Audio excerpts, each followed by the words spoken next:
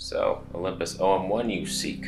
You think that's the answer to all of life's problems? Well, back off those thoughts for a couple seconds. There's some issues I have found, and I have set up a system of debunking that will ensue immediately. Oh my god. All I want is the perfect camera. All I want is the perfect camera. So what you're looking at right now is the back of an Olympus OM1 screen, thanks to Camera Canada for shipping it to me. Oh, I am grateful for that. Now, I wish I had known these things before I got it, so I just want to warn you in case these are deal-breaking flaws for you. But there's a couple things you gotta know. So first, we've covered it. Right now we're in movie mode.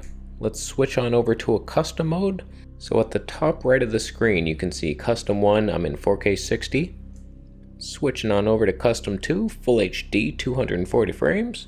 Now what you'll notice is at the bottom left, you'll see Aperture Priority, and that's what we're in. We got some nice settings here, 4.8 wide open on the fastest lens ever made.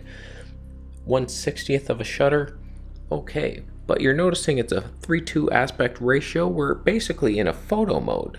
What happens when you press record? Terrible things. Oh my god, so now it switches into some movie mode, and if you'll notice the bottom left, it switches over to program auto, meaning that it'll do whatever the hell it wants. It decides shutter, aperture, ISO, oh, we'll take care of it. The problem is, what if you introduce a light source? Oh no. Oh, Tony 8. Oh, that's an interesting decision. So you're upping that shutter speed, but keeping the aperture pretty, wow, closed down there. Oh, ISO. Why wouldn't you stop the aperture down? Give me a break. There's no reason for these settings.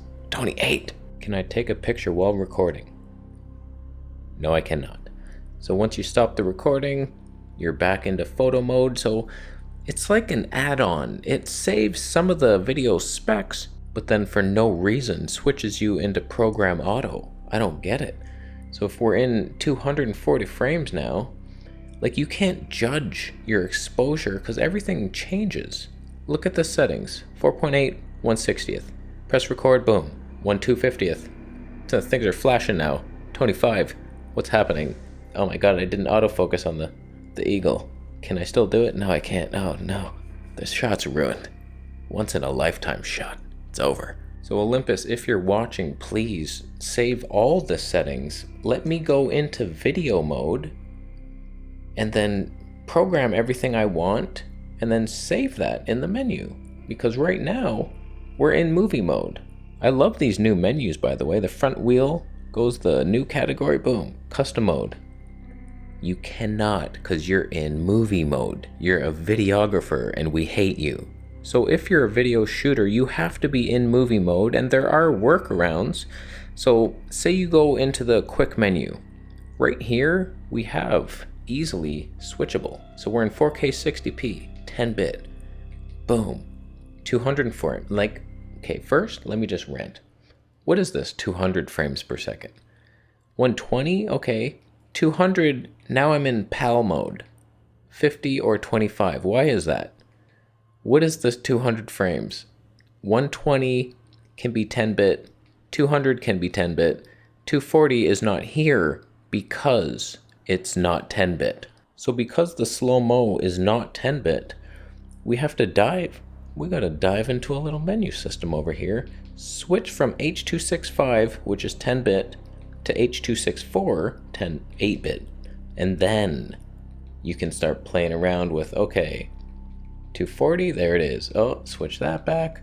Boom. Okay, we're happy now. 240 frames, here we come. We're coming for you. Single autofocus, I don't mind it. I don't mind it, let's go. Alrighty. So, it works. And now to switch back to 4K 60, like, you're not just diving in here, because now you're in 8-bit 4K 60. These menu dives, so you have to go back again to this.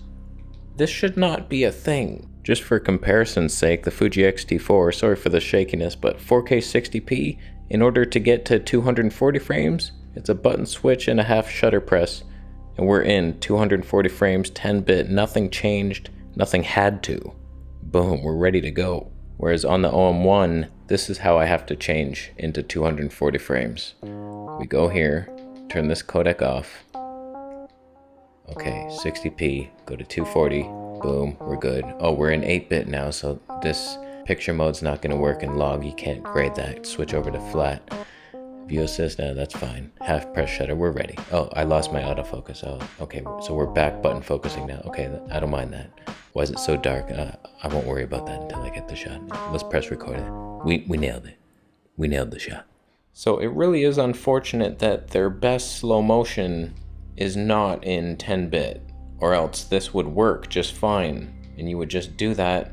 I might try this 200 frames. I'd have to slow it by like 4% or something to get it from 25p to 24p, and it might work out, but I highly doubt it. Last thing that might drive you crazy is 4K 60p where an animal eye detect. If I want to start vlogging now, there's way too many sections here to change animal eye detect. It's like you have to first turn subject detection off, then turn face detection back on. It better be working. That's actually it. I thought there was more steps than that, but still, it's a menu dive and 2 separate sections. I don't think this is a camera that you just want to get to switch between vlogging and what the hell is this? Why is that in tracking? It wasn't before. So yeah, it is an extra step. See, that is on, but if you go into the menu, it's not. It's in CAF. I now realize this is picture mode. That's what I was changing. I get it now. I'm a moron. You have to go way over here and then turn tracking on. Oh man. And now we should be able to turn this on. Too many separate steps. So I'm going to take this out for a wildlife test. If you're curious how I have it set up, I do have a custom button to switch into 1.4 times digital teleconverter. I just want to try it out, see if that works. Seems to still autofocus well, so that's cool. And then this button will change my autofocus size. So I imagine I'm gonna have to do one of these to get an actual bird. Maybe not that far, but something like that. This back button here turns on manual focus. The only problem is the peaking. It's on right now. I don't see any of it. Or is it on? What's that button do? That looked weird. Notice how the exposure changed completely? I think that's peaking. And that's the punch in. I see no peaking. I peak. I also have back button focus, although it doesn't work when in manual focus, so you press it and then boom. Now it's doing something different, completely different. That can't be good. Are you tracking it? You did not track it at all. It's on the wing now. I don't know what this crazy orange box is. It's terrible. Hey, it moved. So those are my initial concerns and annoyances, plus the autofocus being completely unreliable at times. It's very jumpy. I've changed some settings to lower the speed, and that seems to stop the hunting, but with the same exact settings as the EM1 III, completely different. Like, this was getting me even in backlit scenarios, whereas that's just constantly hunting is weird. To be so much better, it's like quadruple autofocus pixels. I said that right. So in its current state, the OM1, it's actually harder to use than the EM1. So I don't know, they took some back steps. They teased you with letting us use the custom modes, pretending, but then they did the program auto switch again. And I don't know why that is, so please, Olympus, do some firmware updates. Don't switch to program auto for no reason. I don't know why it's doing that. And let us do some better. I wish you could have 240 in 10-bit so we wouldn't have to dive when switching, but the custom mode would fix that. We save the 240p 8-bit in a custom mode, and then it's easy to switch, and then okay, I live with the 8-bit footage. Thank you for listening and fixing everything I said. Make some easy bird mode to human mode. One click in the same place, in that quick menu. Bird to animal, I mean human. I'm not an animal. Your mom's an animal. I'll leave. After you buy a Camera Conspiracies t-shirt.